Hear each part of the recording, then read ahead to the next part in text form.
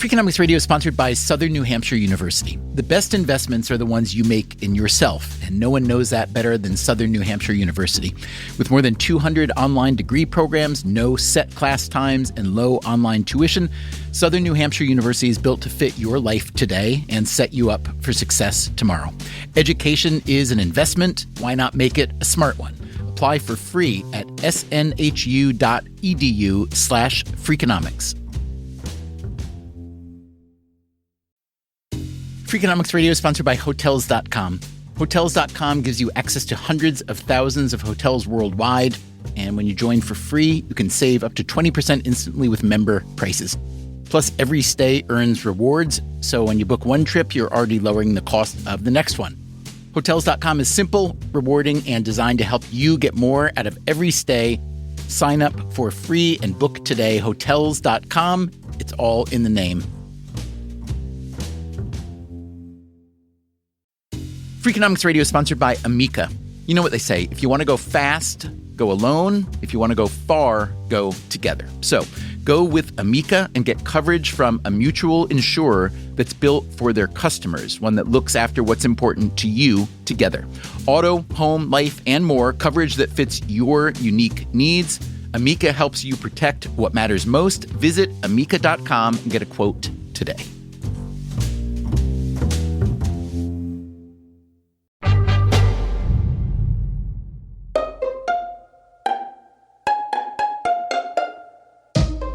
Hey there, it's Stephen Dubner. It's time for a bonus episode. As you may have heard, the Kansas City Chiefs are heading to another Super Bowl. Their quarterback, Patrick Mahomes, is starting to look like one of the best quarterbacks in NFL history. But even he is often eclipsed by the team's tight end, Travis Kelce. Not just for Kelce's on-field abilities, which are prodigious, but because he is dating the world's most enthusiastic new football fan, who also happens to be the world's most famous entertainer. That's Taylor Swift. And who will those Chiefs be playing in the Super Bowl? That would be the San Francisco 49ers. If you are not much of a football fan, the 49ers might not seem to be as much of a story as the Chiefs. But there is a story there, perhaps an even more compelling one, including a quarterback named Brock Purdy, who was considered such an unlikely NFL prospect that he was the very last player taken in his year's college draft. He was the 262nd pick. In the NFL, this earns you the nickname Mr. Irrelevant. If Purdy helps the Niners beat the Chiefs in this year's Super Bowl, he will probably earn a better nickname.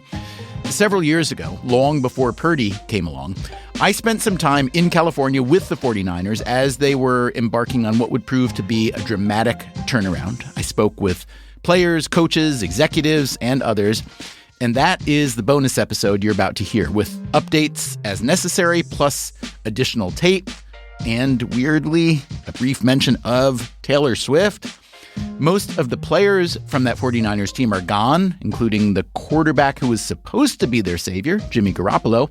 But three of the episode's central figures, owner Jed York, general manager John Lynch, and head coach Kyle Shanahan, are still there and more central to the team than ever. By the way, the 49ers and Chiefs met in the Super Bowl just 4 years ago, after the original version of this episode was first published. The Chiefs won that one. As for this year, personally, I have some friends who are big Chiefs fans, and I love watching Mahomes and Kelce and the angry running Isaiah Pacheco from Rutgers, even the walrusy coach Andy Reid. But I would be lying if I said I wasn't a little bit hoping that the 49ers can take this one. Like I said, it's already a good story, but every really good story needs a happy ending, doesn't it?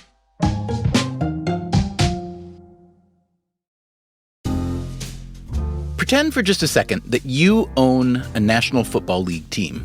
How awesome would that be? For starters, you would be really rich, but also you'd have a piece of the most successful sports league in history. And that makes you part of the fabric of America.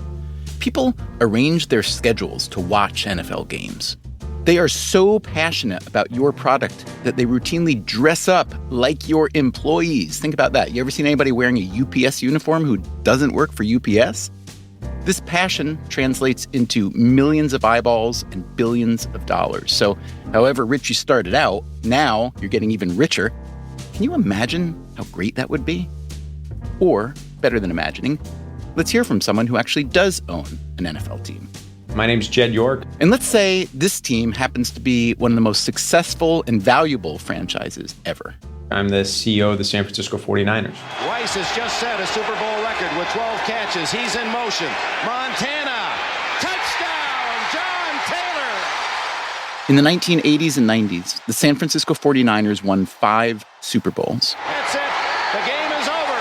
San Francisco has won Super Bowl 23. Jed York is 44 years old. The team has been in his family for years. I rotated through every single department, and my first gig was really in the equipment room, like learning how to sew nameplates onto the jerseys and doing that stuff. Okay, you're the CEO. I realize that's your title. That's your operational thing. Are you the owner and owner? How does the ownership work? So my family owns 90+% of the team, and it's split between my siblings and my parents and I.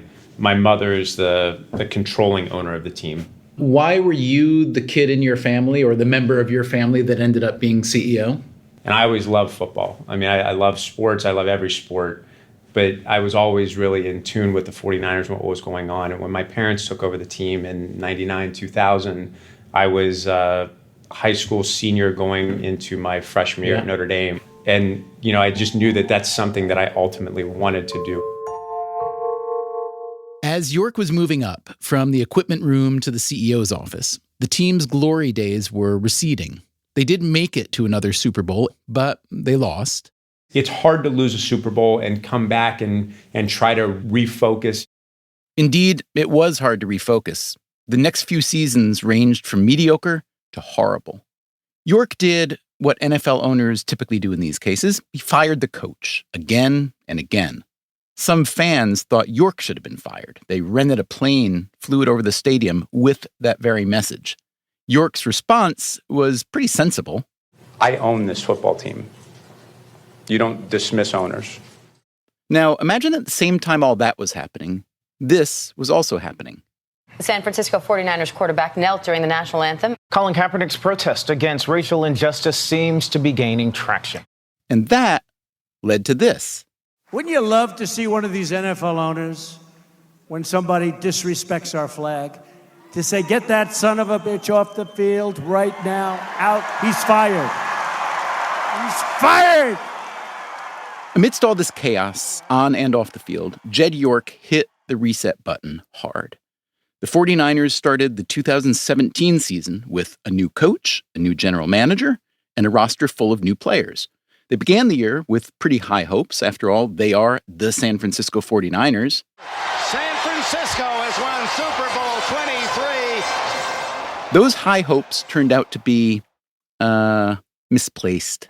Largest margin of victory over the 49ers, going all the way back to 1980. And the new coach was miserable. When you lose a game, a lot of noise happens. When you lose 2, a ton happens. Usually 3 is like Armageddon. Try 9. 9 straight losses to start what was supposed to be your turnaround season. Then you've got the President of the United States telling you to fire your son of a bitch employees, and your very sport is increasingly thought of as too violent and brutal for the modern world. You sure you still want to own a football team? Today on Freakonomics Radio, despite some headwinds, NFL football is still one of the most popular commodities in sports history. We all know what it's like to consume this commodity, but what's it take to produce it? Before the 2018 season began, we spent a couple days inside the 49ers complex talking to everyone, ownership and senior management, the head coach and general manager, and of course the players, including the $137 million quarterback. What's up, guys? I'm Jimmy Garoppolo, and you're listening to Freakonomics Radio. And we learned a lot. For instance, how the sports industry is unlike other industries. So you actually need some level of collusion just to make the product work, right? We learned how winning is everything, but that losing could be pretty great, too. When we lose, we actually get gifted better draft picks. We'll hear how an NFL team makes its money, besides football, We went straight from Monster Truck into Taylor Swift. And you'll hear what football players do when they're not playing, practicing, or lifting weights. I know it's a lot, the hair, the bod, when you're staring at a demigod. What can I say except you're welcome?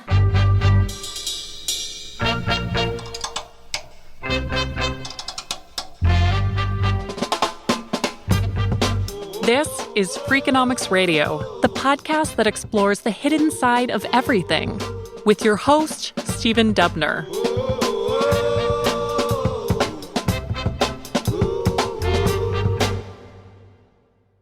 When we first thought about doing a Hidden Side of Sports series, we knew we'd want to spend one episode going deep on a single team, preferably before their season began. Not only do they have more time to talk then, but that's also when everyone is still optimistic and tied for first place and uninjured. As for which sport, we figured we'd go straight to the top of the sports pyramid, as the sports economist Victor Matheson described it. So the biggest league in the world in terms of revenue generated is the NFL, and the NFL generates something like $14-15 billion a year. We also thought it'd be fun to focus on a team that had a strange season the year before, like one of the strangest seasons ever, a season that ran from absolute despair to something approaching euphoria. This set of criteria brought us to the San Francisco 49ers. What do you know? All right, we're good. Yeah, great. So just what is this big tunnel here? Where are we? Okay. So this is the underbelly of the stadium. In May, we visited the team's complex in Santa Clara, California. They'd just begun their preseason practices, which are technically called OTAs, or organized team activities. Clear the base. Up. The place was incredibly busy, considering the season wouldn't begin for another few months. It was also incredibly upbeat. To understand why the entire building was so enthusiastic about the 2018 season, you have to understand what they went through in 2017. And to understand that, it helps to go back to 2011, the start of the era of Coach Jim Harbaugh. By this point, the 49ers had not been to the playoffs in 8 years. So Jim was at Stanford when we hired him. That, again, is 49ers owner and CEO, Jed York. And Jim is a guy that is just a huge personality. It was a personality that Harbaugh was not shy to show in public. Personally, I think that's a bunch of crap. And I think with Jim, you know, he can certainly rub somebody the wrong way, but he's not worried about, you know, I'm going to make sure everybody gets along. Like he has one focus in mind, and that's, you know, how do I win? 33-17 is the final score as Harbaugh is a winner in his first game as a pro coach. Harbaugh turned the team around immediately. They had 3 excellent seasons, including that losing appearance in the Super Bowl against a Baltimore Ravens team whose coach was, bizarrely, Harbaugh's brother. It's the Harbaugh Bowl. Jim and John Harbaugh, Ravens and Niners, 2 of the best teams in the league. Describe to me how much it hurts to lose a Super Bowl. You know, it's weird because we've lost NFC championship games before. And it's weirdly more easy to lose the Super Bowl because you can say, you know, we didn't have our best game. We didn't do this. So there's no ifs, ands, or buts. There's no what ifs. Not everyone in the 49ers building is as sanguine as owner Jed York. Losing the Super Bowl? Oh, man, it sucked. It was, that's like the worst day of my life. Thanks for bringing that up. You're welcome. That's Joe Staley.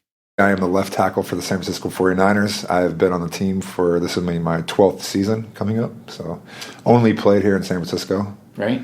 And you're easily the longest tenured veteran here. And the best, by a long shot, right? And the best looking, yes. Best looking, yeah. Your nose, I have to say, leans right. It leans to the right. I've been broken up a couple times. Staley finally retired in 2020. He had long been one of the best left tackles in the league.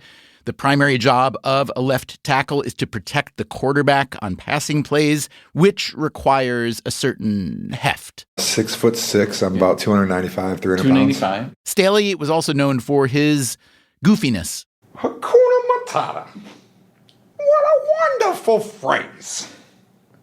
Hakuna Matata. Ain't no passing craze. It means no worries for the rest of your days. It's our problem. He hosted a no-budget web series called The Joe Show that was filmed in the 49ers locker room. And our first guest is my 8th favorite player on the football team, Dakota Watson, everybody. Let's go. It pays to stay loose if you are an NFL player. It is a fairly ruthless business.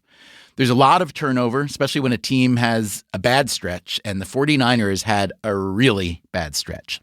The season after the Super Bowl loss, they won just 8 games against 8 losses. Coach Jim Harbaugh, whose idiosyncrasies were tolerable during the winning seasons, had worn out his welcome. We just couldn't get to a place where, either side was willing to continue to move forward. Yeah. On to a new coach and a new season with even worse results. 5 wins, 11 losses. Then another new coach for the next season with an even worse outcome. 2 wins, 14 losses.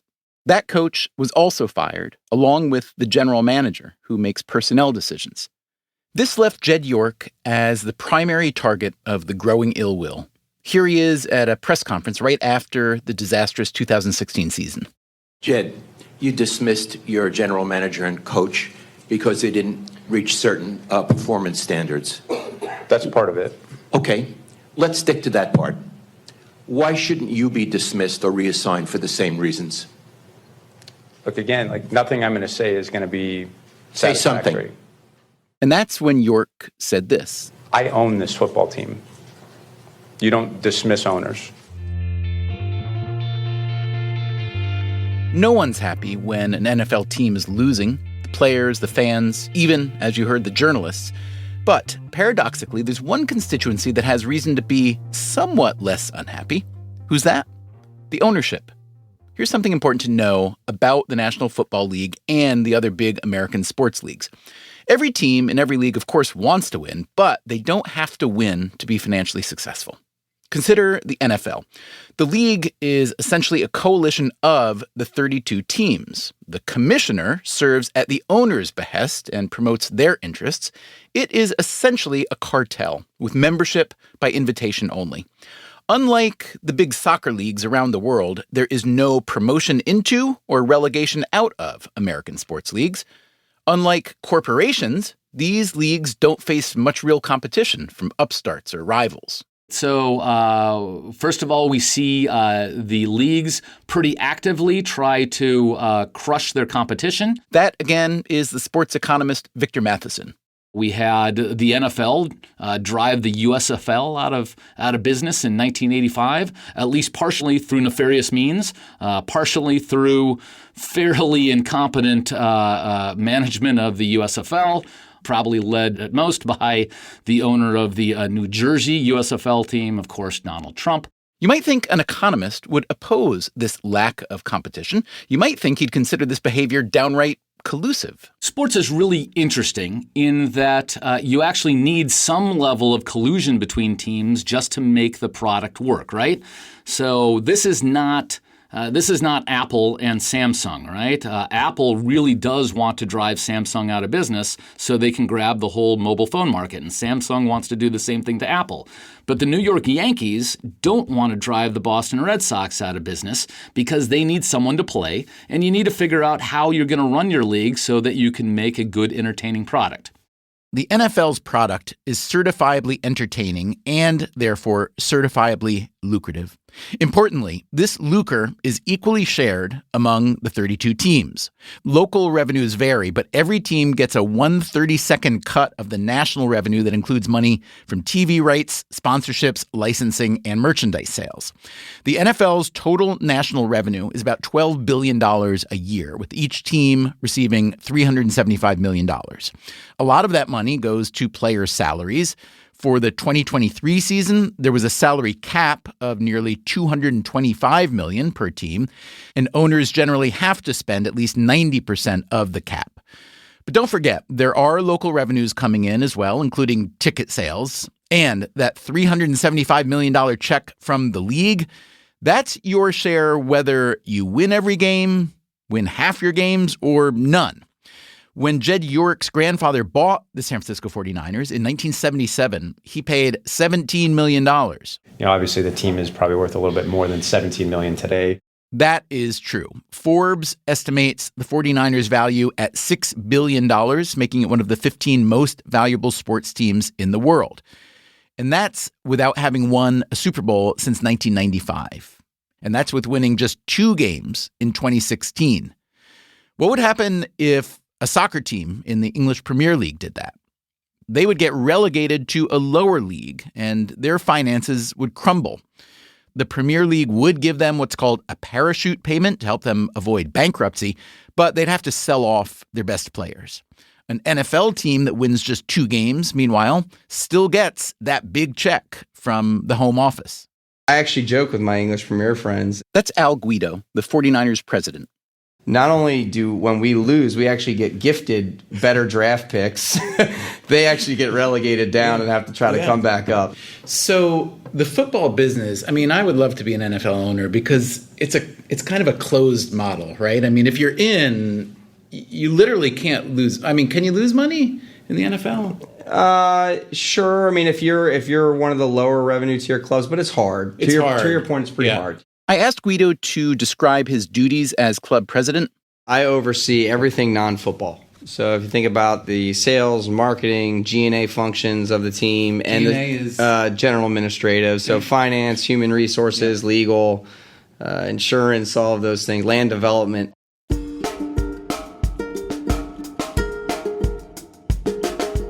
Land development in particular is a big piece of the 49ers value proposition, as it is for many sports franchises.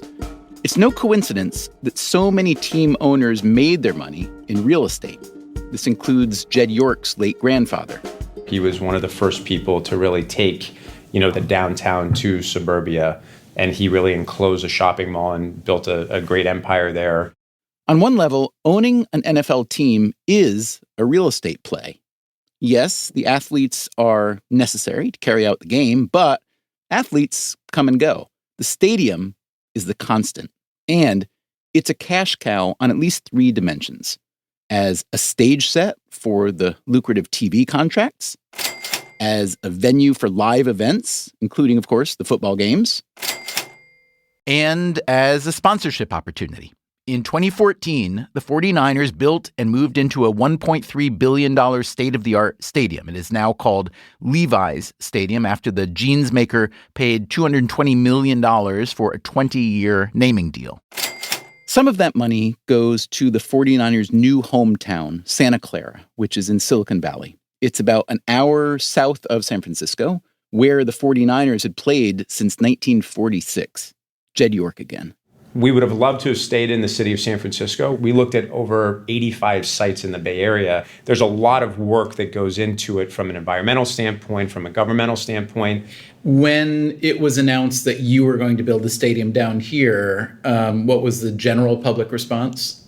It wasn't a very positive response because people wanted us to stay in the city. Right. And what were you portrayed as? Greedy, as not loyal, what? Probably more than not loyal, because in terms of greedy, there was very, very little public equity put into the building.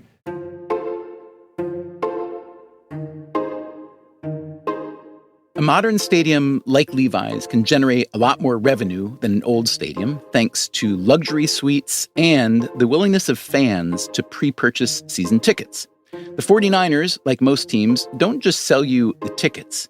You first need to buy what's called a personal seat license, which then allows you to buy the tickets.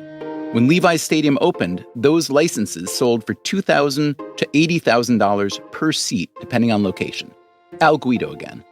About 95 to 96% of the building is sold out on season tickets. And how's that rate compare to other NFL stadiums? Is that about typical or a little high? Oh, it's very high. It is. It's very high. Yeah, we are in the top quartile in team revenues inside of the NFL. Keep in mind that NFL teams only have 8 or 9 regular season home games each year, with a couple preseason games and, if they're lucky, a playoff game or 2. This year, the 49ers, because of their excellent regular season record, had 2 home playoff games. Still, that is not a very efficient use of an asset as expensive as a brand new high-tech stadium. But don't worry, The 49ers are active landlords, too. According to Forbes, Levi's Stadium in its first few years hosted more non-NFL events than any other new stadium. Here's Bob Lang, who was the 49ers VP of Communications when he gave us a stadium tour back in 2018. Yeah, we went straight from Monster Truck into Taylor Swift last weekend. And then now, as soon as Taylor Swift got off the field, they are putting down sod because we've got a soccer match coming up shortly. So, from a business perspective, the 49ers of the mid-2000 teens were doing quite well, monetizing their beautiful new real estate investment, taking in their steady share of the NFL's billions. The only problem was that their actual football team stank. Over 3 seasons, from 2014 to 2016, they won a total of just 15 games. The New England Patriots won 14 games in 2016 alone, while the 49ers were winning just 2 games that year. That was also the season that the 49ers quarterback became the talk of not just the NFL, but the entire country. Colin Kaepernick was just a few years removed from having led the 49ers to the Super Bowl, but as the team's fortunes fell, so did his. He was benched, then reinstalled as the starter, and then benched again. He asked to be traded, but the team refused. This sort of controversy is standard issue on NFL teams. But then Kaepernick launched an entirely non-standard controversy. It began after a spate of high-profile police shootings of African Americans. During the national anthem that's played just before every NFL game, Kaepernick sat on the bench rather than standing along the sidelines with his teammates. He later shifted his protest from sitting to kneeling during the anthem. He said he wasn't interested in standing up to show pride in a flag for a country that oppresses black people and people of color. There's people being murdered unjustly and not being held accountable. Cops are getting paid leave for killing people. That's not right. As you are probably aware, this turned into a very big deal. Colin Kaepernick's protest against racial injustice seems to be gaining traction. Other players around the league began kneeling in solidarity with Kaepernick. The anthem protests became a political football, turning the actual football into a sideshow, and to some degree a casualty. A slip in the NFL's TV ratings was attributed, in part at least, to the anthem protests. Although, to be fair, NFL ratings were down much less than most TV shows. Kaepernick himself was ultimately released by the 49ers, and he wasn't picked up by any other NFL team, despite having strong career numbers. Kaepernick accused the league of blackballing him, and he filed a collusion case. He and the league eventually settled for an undisclosed amount. I had asked 49ers owner Jed York about the Kaepernick controversy. When you look at, African Americans specifically and folks of racial minority and sort of police shootings, there are some things that really aren't good in our country. Colin probably took a different approach than I would have taken, but he certainly brought attention to the matter. And I understand where people were upset that he, took an action during the national anthem. But when I look at where Colin started of sitting down during the national anthem, he changed his position to doing something that it's hard for me to see taking a knee.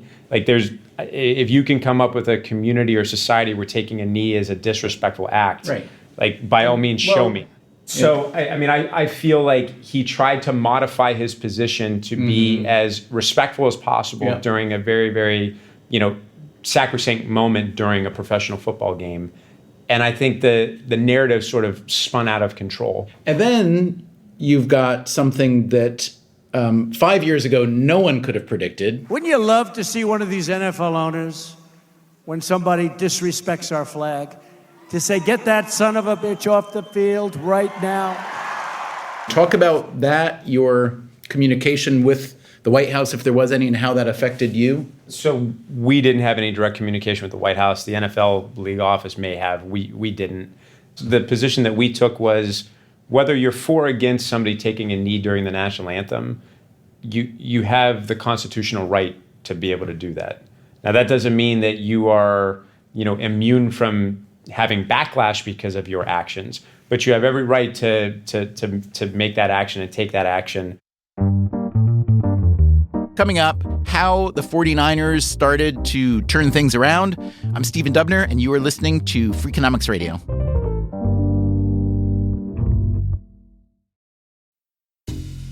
Freakonomics Radio is sponsored by Southern Company. The world and its energy needs are always changing. Southern Company's commitment to meeting this demand stays the same. That's because Southern Company believes energy is more than a utility, it's what powers possibilities. So they are looking ahead and investing $80 billion in infrastructure upgrades and are committed to fueling growth in ways that benefit all customers so that reliable and affordable energy is accessible for generations to come. Go to southerncompany.com to learn more. Southern Company, building the future of energy.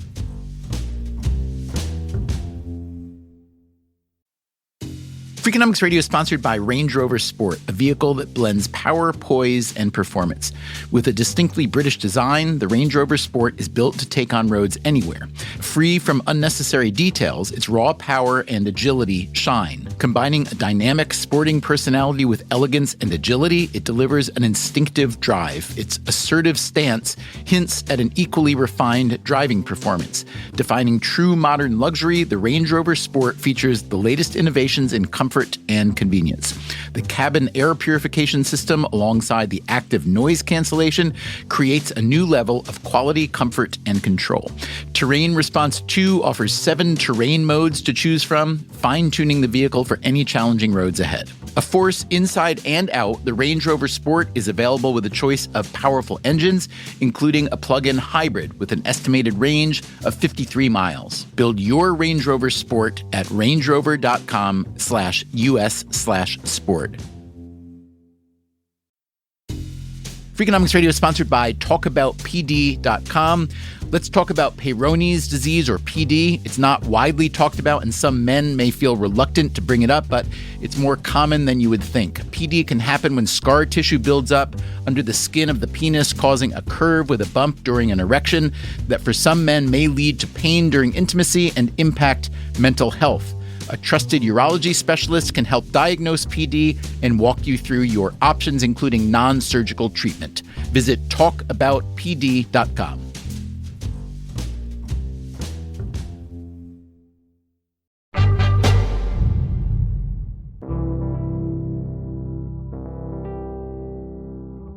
Between the Kaepernick saga and their worst season in many years, the 49ers were ready for big changes. Just hiring a new coach every year wasn't working out, so they realized what might be best is to start from scratch and do a full reboot, because doing half of it each time wasn't what was giving us the right answer. That's Parag Marathe. And so the best way to do it is to build it up from the bottom again. Marathe is unofficially Jed York's right-hand man. And officially, I am president of 49ers Enterprises and EVP of football operations. Marathe has been with the 49ers since 2001. Before that, he worked as a management consultant and at the sports agency IMG. His MBA is from Stanford, his undergrad degree from Berkeley, and he grew up nearby in Saratoga, the child of Indian immigrants. His dad was an engineer who, when Parag was 10, decided he wanted to start a family business. The American dream, right? Start a new business, and we put it to a family vote. My dad was gas station, my mom was party store, my sister and I were pizza, so we bought a pizza restaurant. And you were eventually kind of running the place, I gather? I was running the place by the time I was 12 or 13, but it was fun. I had hired a lot of my friends. We all worked there, and we managed a pizza restaurant. What labor laws? You know? What child labor laws? Exactly. So I delivered pizzas too as a high school kid. So I know literally every street in Saratoga. In fact, if you gave me a home address, I would probably tell you the phone number or vice versa. Seriously. With the 49ers, Marathe has been involved in everything from contract negotiations to salary cap management to the analytics department. When the team bottomed out in 2016, he and Jed York acknowledged that they needed to hire yet another new coach, the team's fourth in 4 years, but they also needed a new general manager. That's the person responsible for deciding which players to get and which ones to get rid of, and what kind of contracts they could afford within the salary cap. They also realized they had to rethink the alliance between coach and GM to make sure they were rowing in the same direction. So we've done a lot of research on successful organizations and what made them work and what didn't. And one of the things that was of paramount importance is First of all, having a head coach and a general manager that were in the same life cycle of their career. So one's not thinking about saving their jobs and one's not thinking about trying to prove themselves, right? And another thing was, you have different structures across every club. Sometimes the GM's on top and the head coach is underneath. Sometimes it's the other way around. We wanted to set it up where they were partners and they complemented each other on what their respective skill sets would be. And then we went out and we looked at all sports and thought about, all right, what are the key attributes of a head coach that we're looking for? What are the key personality traits and the key sort of skill sets? Same thing at a GM. So we gave each candidate a list of 10 skills of a head coach or a GM. And we said, we want you to rank these 1 to 10, not on how important they are, but on how good you are at them. And by the way, you have to be 1 out of 10 on something, and you have to be 10 out of 10 on something, right? And it wasn't the answers so much that we cared about as like how they arrived at it and how they talked about it afterwards. Were some guys not able to put down a 1? So many guys did 1, 2, 3, 4, and then 6-way tie for 5, right? Because they couldn't be worse at anything, right? And so it's just that conversation that they couldn't consciously allow themselves to be bad at something.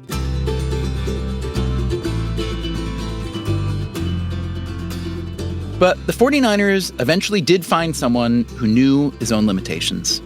I'm always assuming, all right, this bad thing's going to happen. What do we do to prepare ourselves? And that is... All right, Kyle Shanahan, head coach 49ers. Shanahan is still only 44 years old. When the 49ers hired him, he'd never been a head coach, but he had been a wildly successful offensive coordinator for a few teams. And... not unimportantly, he is the son of a wildly successful NFL head coach, Mike Shanahan. Now, growing up, I was around football my whole life. Mike Shanahan won 2 Super Bowls as head coach of the Denver Broncos. He was also the offensive coordinator for the 49ers back when they won their last Super Bowl, which meant that Kyle Shanahan went to high school here in the San Francisco area. In fact, when he was a kid, and this is apropos of nothing, but it's too cool to not tell you, when Kyle Shanahan was a kid, he would go for pizza at the pizzeria run by another kid, Parag Marathe, the man who would eventually hire Shanahan to coach the 49ers. You've done your homework. A little bit, yeah.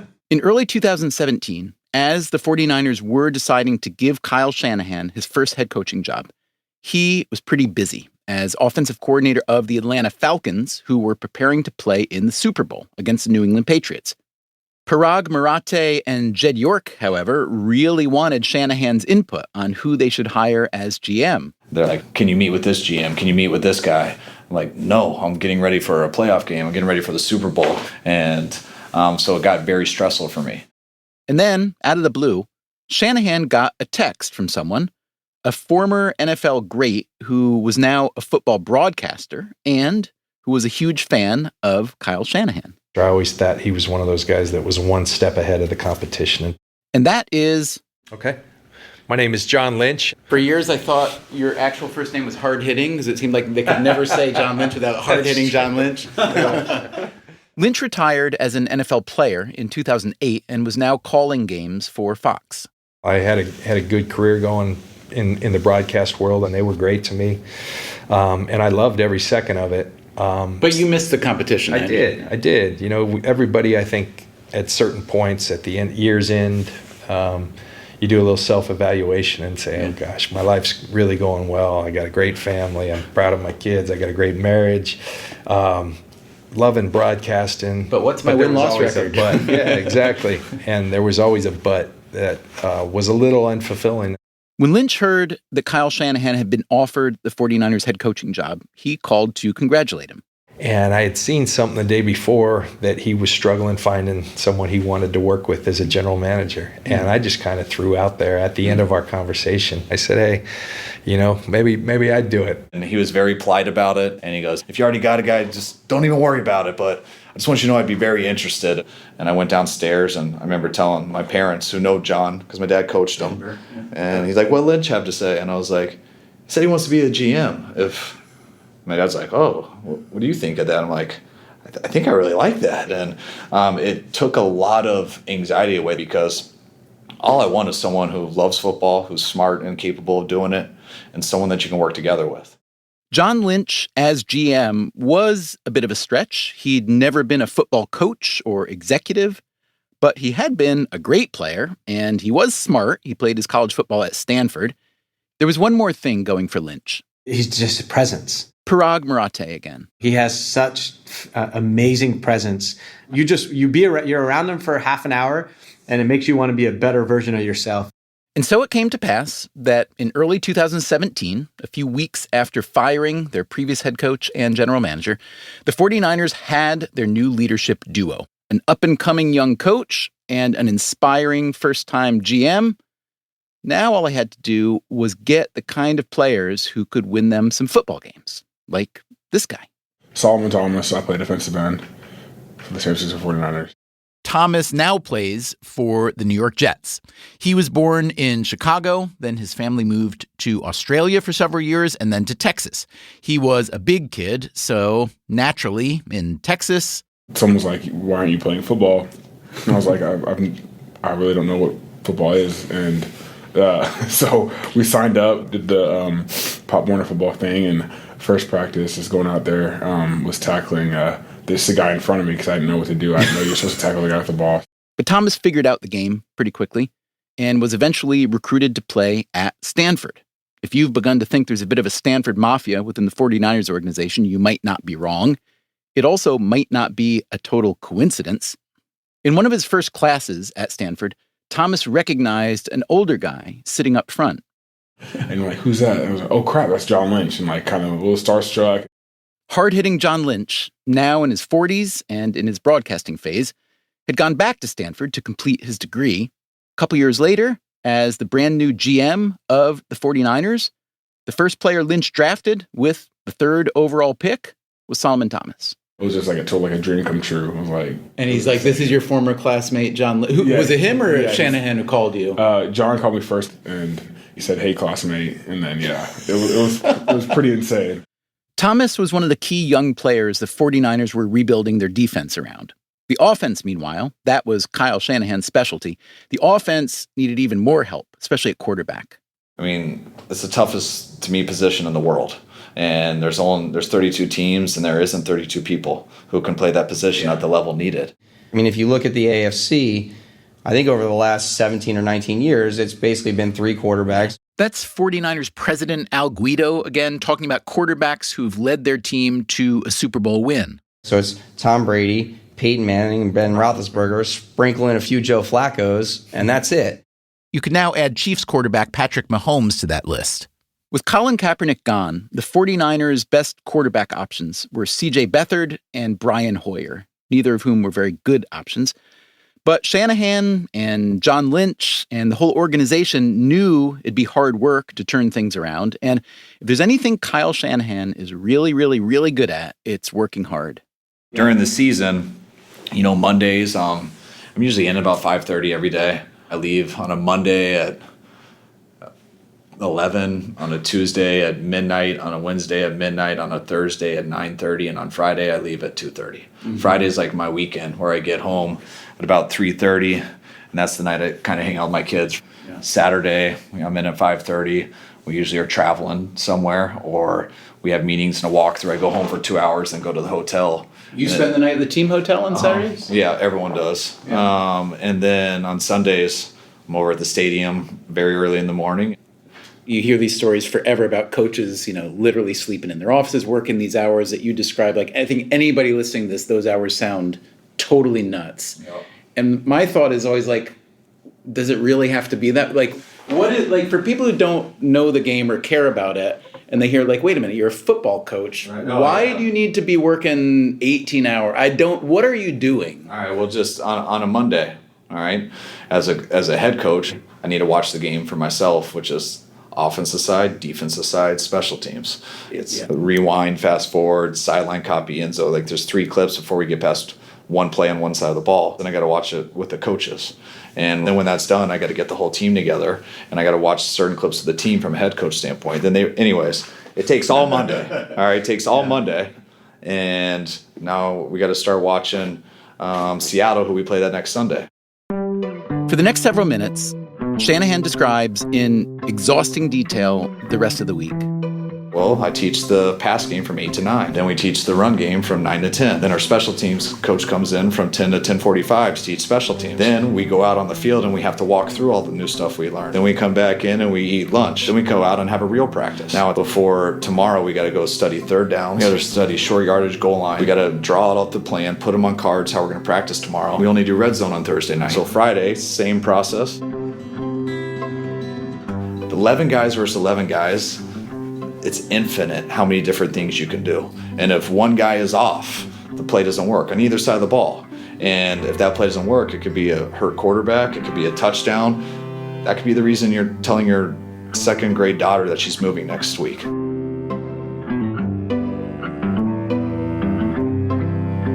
Yeah, there's not many other ways to do it. I know it's embarrassing. We're not doctors, so we're PE teachers. But like I don't try to explain to people much because it's laughable. And has anybody ever tried? Has any coach ever said, you know what? Maybe all those hours that we're working, if we slept more, we'd be sharper and try to make up for it that way. Has anybody ever tried a totally different approach? Or? Yeah, totally. And those are no longer coaching in the league. Guys, you would never know their name because they didn't last long. And I mean, it's okay if we're tired and we barely can function. We don't have to perform the play. It's us wearing our brains out all week to put our players in the best opportunity possible for them to be successful.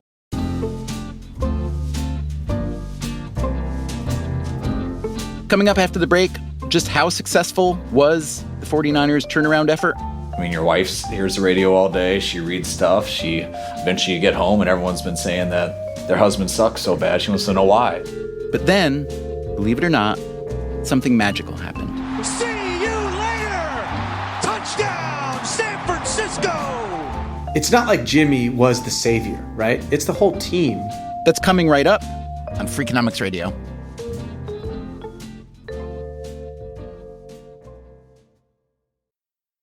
Freakonomics Radio is sponsored by Figure. Did you know that 40% of homeowners own their home outright? If that's you, don't let your equity sit idle. Tap it with a home equity line of credit.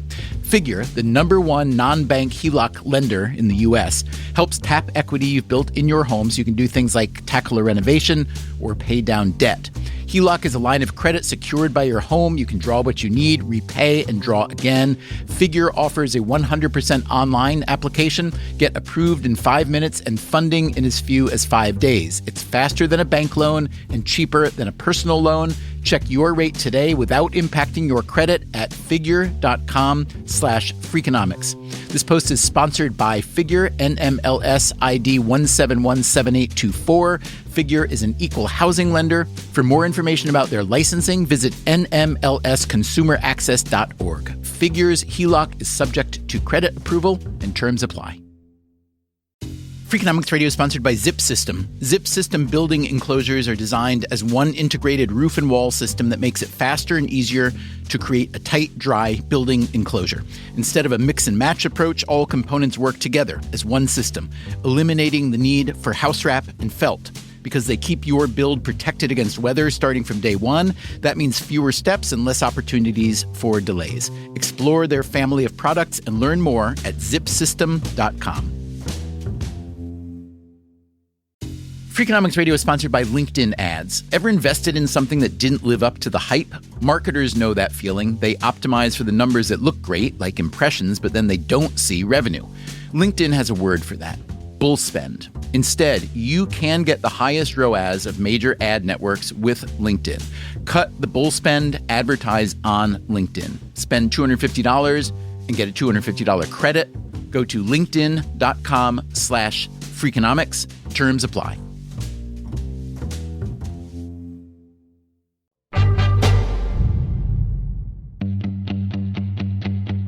In September of 2017, the year before we first put out this episode, the iconic San Francisco 49ers franchise was ready for their renaissance. They had a new coach, new general manager, many new players, a gorgeous and relatively new stadium, and seemingly all sorts of wind at their back. And then they played their first game. They got crushed by the Carolina Panthers, 23-3. Kyle's fine. This team will be fine. It's in good hands with John Lynch, Kyle Shanahan. They're young and new. They're going to get better as the season goes on. But things didn't get better. The 49ers lost again. Touchdown, Arizona! Cardinals win! And again. It is good, and the Colts have won it in overtime. And again and again. 6 straight losses to open the season. Amazingly, the last 5 were all by 3 points or less. I mean, that's hard on a head coach. John Lynch, the rookie general manager, was worried about his rookie head coach, Kyle Shanahan. Everybody brings different qualities to the table, and positivity is something I've always had. Yeah. I feel like that's the way you should live your life. And so I think there's places where Kyle really picks me up, and there's other places I pick him up. And I think a big part of my job the first year was being a psychologist to him. You've waited your whole life to do this, and now all of a sudden, in a historic fashion, I mean, we lost 5 games by 3 points or less. Yeah. It had never been done in this league. Yeah. How should you interpret those 5 close losses? Were the 2017 San Francisco 49ers still catastrophically bad, or were they really close to turning the corner? The next few games answered that question. Largest margin of victory over the 49ers, going all the way back to 1980. The 49ers had begun their supposed turnaround season 0-9. This affected everyone in the building and their families, including Al Guido's 9-year-old daughter. So the kids will either make fun of my daughter, right, or if she wears a 49ers stuff, they'll be like, 49ers stink. What's your dad doing type of thing. But what I find is fans generally understand the cyclical nature of sports. What they don't understand is when they don't understand the vision, they're not communicated to, they don't feel like things are transparent. And so for us, I think that's what we try to do a good job at. I mean, when you lose a game, a lot of noise happens. That's Coach Shanahan again. Not just from media members and talk show hosts, but from family members, from anybody. When you lose 2, a ton happens. Usually 3 is like Armageddon. Try 9. And it happens to where, I mean, your wife hears the radio all day. She reads stuff. Eventually you get home and everyone's been saying that their husband sucks so bad. She wants to know why. And eventually you say, it wasn't me, it was this position. And she eventually says that to another wife. And that's how teams get torn apart. And so you got to constantly just focus on worrying about what you can control, which is trying to get better every day and blocking out all that stuff, because it is bullcrap. Whether it's accurate or not, it's not real. It's not going to help you. You gotta get better so we can win a game. And I think we had the right guys who did that. We had a bunch of young guys who I think didn't know any better, and they had to. I think that helped us weed out the guys that weren't really going the right direction. I've never lost so many games before, in the season or in over maybe my career, and so that was different. That was defensive end Solomon Thomas, and here's the linebacker Malcolm Smith, who left the 49ers after the 2018 season and retired from the game a few years ago. No, it was miserable. It was miserable. And I actually wasn't playing. I was on injured reserve. Oh. So it was like... So you're out all last year? Helpless, yeah. I'd say I was taking it harder than some of the guys in the field, because you're watching, you feel like you can't do anything. Joe Staley, the now retired offensive lineman who sings, he was hurt that season.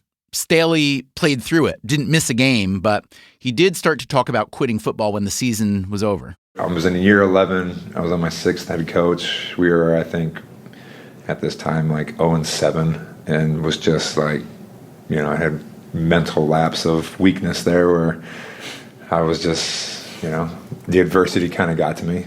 Definitely super frustrating, not how we expected things to start, but you'd be surprised just how positive things stayed around here. It was pretty incredible. That is the fullback Kyle Juszczyk, who played his college football at Harvard.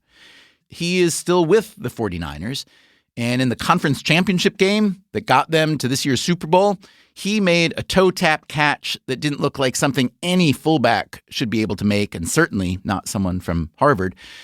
During that losing streak, he was also hurt. He had gotten a concussion in the 3rd game of the season. So we were playing the LA Rams, and we were on the goal line and smacked my head with their linebacker, and just had it was really weird. It was almost like a bell, just ringing. I remember feeling like a tuning fork. I'm pretty shook up, but I'm sitting in the huddle and I'm like, I'm definitely messed up, but do I sit down and wait for the trainer, or let's just run this next play and then I'll figure it out after that. Well, it all happened so quickly. I stayed in and I ran the next play, and it was the worst decision. same thing, ran into the linebacker, and that one, finally put me out where I was, unconscious for a second, and then had to, get taken in by the trainers and all that kind of stuff. Wow. You regret? It sounds like you regret the decision. The second play, definitely, yeah. I should have taken myself out, but things happen so quickly. Well, how much of it is also just, macho? There's a little bit of pride in there, which is stupid because there shouldn't be. That's changing, I gather, in the NFL? It definitely is changing. Like, there's no shame in, like, taking yourself out in that situation. Like, your brain is way too important for this kind of stuff. And I think guys are starting to understand that a lot more. But it's still, I think, so ingrained in all of us that there's a little bit of that pride that still, keeps guys in there.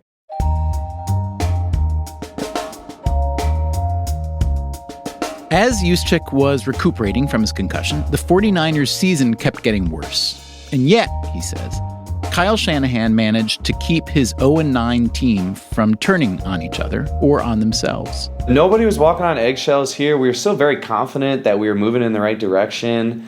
And every week Kyle would pull up some clips to show like we're making progress. I swear, guys, like just stick to it and it's gonna turn around. And I have to say that just sounds like exactly the opposite of what lay people think about football coaches. Yeah. We think like you could have a pretty good game and then they call you and show you this is the block you missed and so on. That definitely exists, and I've definitely been a part of that too. But I almost feel like it's more of a kind of a new age thinking of this more positive feedback. And I know it definitely resonates with me.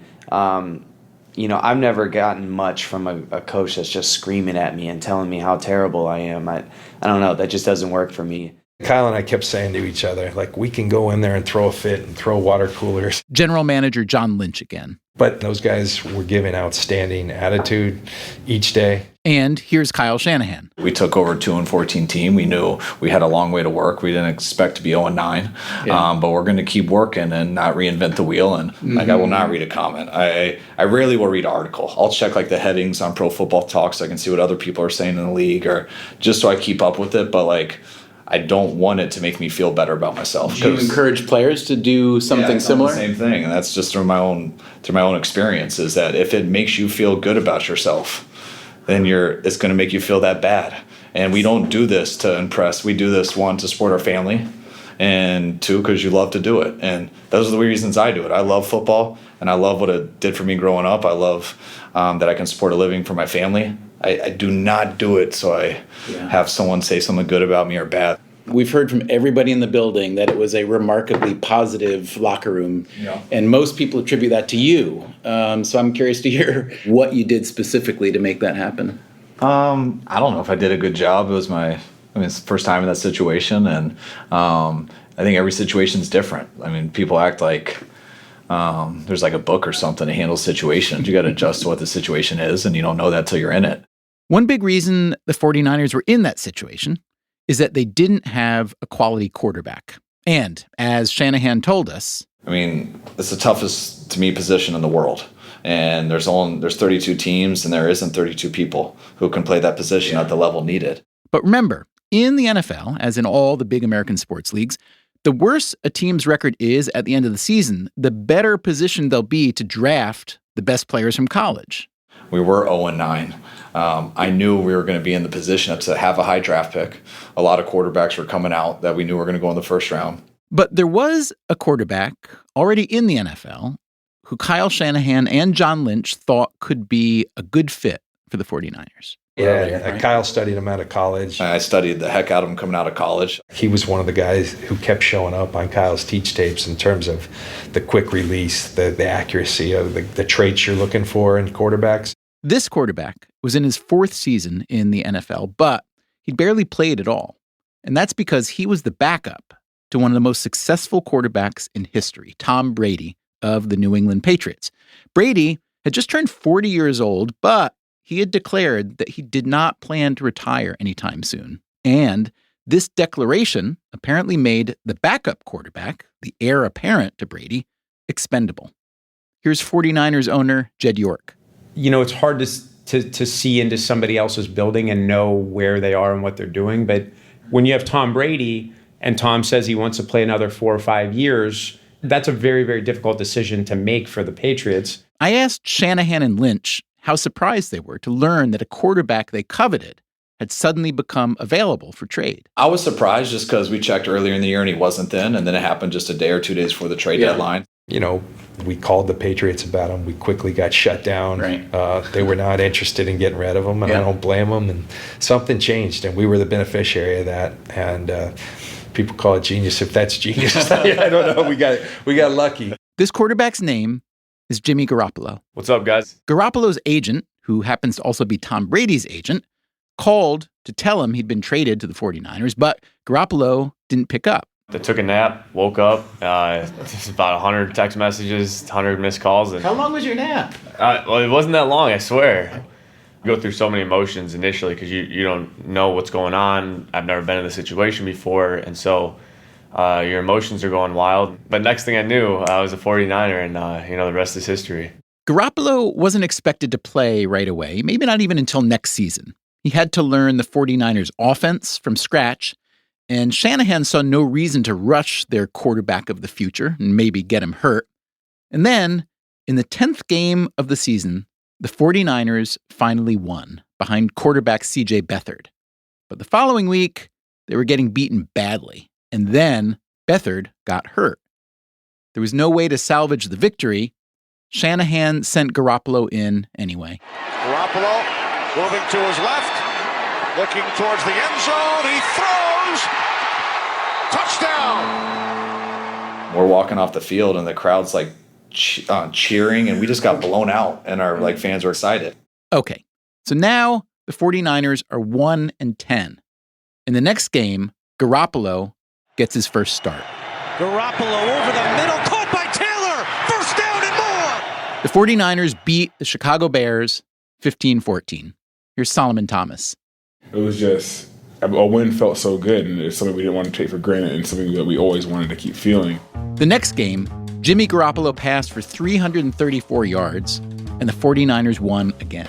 And we got in a roll, and Jimmy came in, was doing incredible. That motivated the team as well, and it was pretty special. With Garoppolo leading the way, the San Francisco 49ers won 5 straight games, including 3 against playoff-bound teams, and they finished the season at 6-10. See you later. Touchdown, San Francisco. What are the odds of a team losing their first 9 games and then winning their last 5? You can't count that high. It's not like Jimmy was the savior, right? It's the whole team. Parag Marathe again. And every single player played better, had more confidence, and saw the culmination of their hard work and patience that they had towards the vision sort of come to fruition. Jimmy was the catalyst, like the first spark plug, but it really ignited the whole team. Here's Joe Staley. I mean, it was huge for our team last year to finish the way we did. Jimmy coming in really made a huge difference for us. And Kyle Juszczyk. I think you really got to give Jimmy a lot of credit. I mean, he put in serious time after practice with the coaches by himself. I mean, he was here all night just trying to learn this playbook. And Jed York, the owner. I mean, it was very clear that Jimmy was a guy that took everybody's attention on the field. Like, the guys gravitated towards him, and he's a natural leader. As a reward, Jimmy Garoppolo, having sat on the bench for 4 seasons in New England and then started a grand total of 5 games for San Francisco, Garoppolo signed a 5-year contract worth $137.5 million. It was, at that point, the richest contract in NFL history. For the most part, I just go out and do my thing. All the outside noise it's just noise. You get caught up in all that stuff, you're going to have a tough time. The NFL is hard enough as it is. From everything that we've heard from everyone on the exec side and on the player side, you're some combination of like Y.A. Tittle and Superman and Jesus Christ. Like, people just gather around you and love you. It's a hell of a combo right It's there. a pretty good combo. Yeah, I think, I've never really tried to fake it or, be, someone that I'm not. Because, guys, especially in NFL locker room, they see right through that. They're not dumb, so you just have to be yourself. I don't know. I've always thought of myself as one of the guys, and I think that plays a big part in it. It had been a bizarre season for the 49ers. The deepest gloom replaced almost overnight by the brightest of futures. But now, there's a question. What exactly are the San Francisco 49ers? Are they the best 6-10 team in history, the team that won their last 5 games? Or are they, well, a 6-10 team? Teams that go 6-10 one year are not very likely to win the Super Bowl next year. Although, sport being sport, crazy things do happen. That's one reason we like it. When we visited the 49ers before the 2018 season, I had asked York and everyone else to predict how the team would finish that year. Their answers were, to me at least, remarkable. And they probably said a lot about what kind of mindset you need to run a team and the mindset of a working athlete. Here's how the executives, York, Guido, Lynch, and Marate, answered when I asked about their expectations. I think you never know what's going to happen in an NFL season, but it's really about getting better each and every game. I don't have any predictions on wins or losses. I don't want to put a number on it. I do know we're a much better football team in terms of talent. I think we've really improved our talent level. Are we a perfect roster? No, but I don't think those really exist in salary cap football. You're going to have holes in your team, but we're much better and further along than we were last year. That we continue to stay on the path. Like if we were still building towards something and it didn't necessarily lead to wins, that's okay if we're on that path that we're all believing. I think you'd agree that the executives are the definition of non-committal. And here are the players. And they, I think you'd agree, are anything but non-committal. Here in order are Solomon Thomas, Malcolm Smith, and Joe Staley. Our goal is to win it all, and so I feel like we have the potential to do that. The ultimate success would be the Super Bowl. I'd always just think of it as a Super Bowl. Those players never did win a Super Bowl with the 49ers, but fullback Kyle Juszczyk will have another chance this year. Juszczyk came to the 49ers as a free agent in 2017, the same year his coach, Kyle Shanahan, arrived. Got a sense that San Francisco was really interested, and the idea of coming out to California, the idea of playing for Kyle Shanahan. Definitely knew who John Lynch was, remembered him as a player, and just liked the idea of a former player running the organization. Yeah. So then when you first heard that they were interested in you, did you have pause about the Niners considering that they'd had some rough years? I try to kind of spin it in my head to think about it as, like, how cool would it be to be part of that first class almost that turns it around. Right. It's almost like going to that college and being part of the first recruiting class for that head coach that turns the whole thing around. And that's how I kind of looked at it here. We were kind of Kyle's first free agent class that, hopefully you can get this thing turned around. Yeah.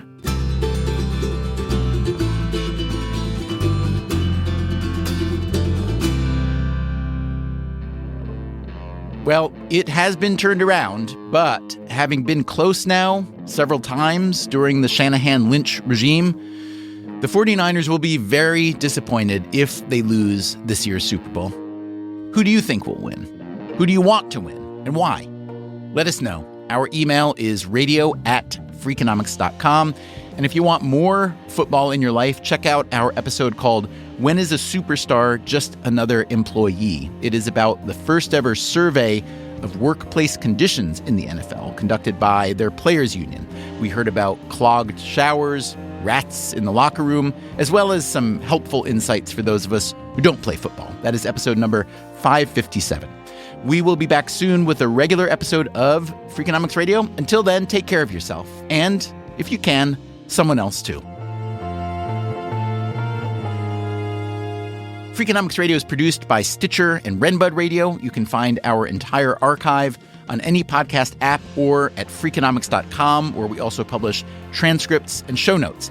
This episode was produced by Anders Kelto with help from Derek John, and this update was produced by Ryan Kelly. Special thanks to the 49ers and especially Bob Lang, their former VP of Communications.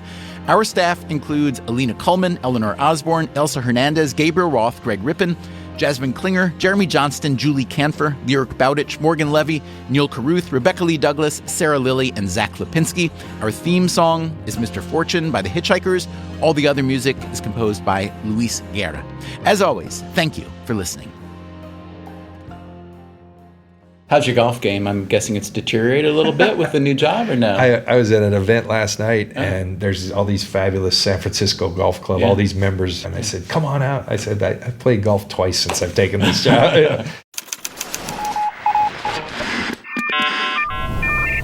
The Freakonomics Radio Network, the hidden side of everything. Stitcher.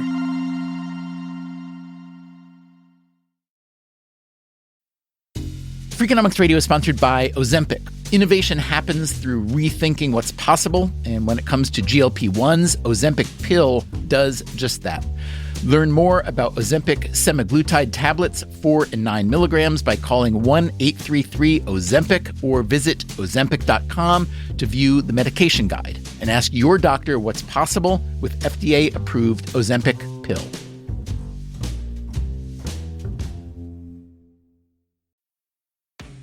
This podcast is supported by Nurtec ODT, Rimegepant. We know you didn't ask for an interruption, but migraine doesn't wait for the right moment to interrupt either. It just barges in, takes your time, and throws everything off. So when migraine takes your time, take Nurtec. It's for the acute treatment of migraine with or without aura in adults. Nurtec can provide pain relief in 2 hours, which can last up to 2 days. Ask your healthcare provider if Nurtec is right for you, because your time is for you, not migraine. Don't take if allergic to Nurtec ODT. Allergic reactions can occur even days after use. Get help right away for trouble breathing, rash, swelling of face, mouth, tongue, or throat. High blood pressure and Raynaud syndrome can occur. Get help for high blood pressure, numbness, coolness, pain, or color changes in fingers and toes. Common side effect is nausea. For full prescribing information, call 1-833-4-NURTEC or visit Nurtec.com. All right, back to your podcast, playlist, or whatever's keeping you going today. Welcome back to Should I Get It Delivered? Contestant, you're out of food and your meds, but are too tired to get up. Do you A, pout, B, beg your roommate, or C, get Walmart to deliver it all same day? Same day? Who knew? Gonna go with C, Walmart. That is correct. Walmart offers same-day delivery for prescriptions, groceries, and more. I love not leaving my couch. Walmart. Who knew? Subject to availability, restrictions, medication exclusions, and fees apply.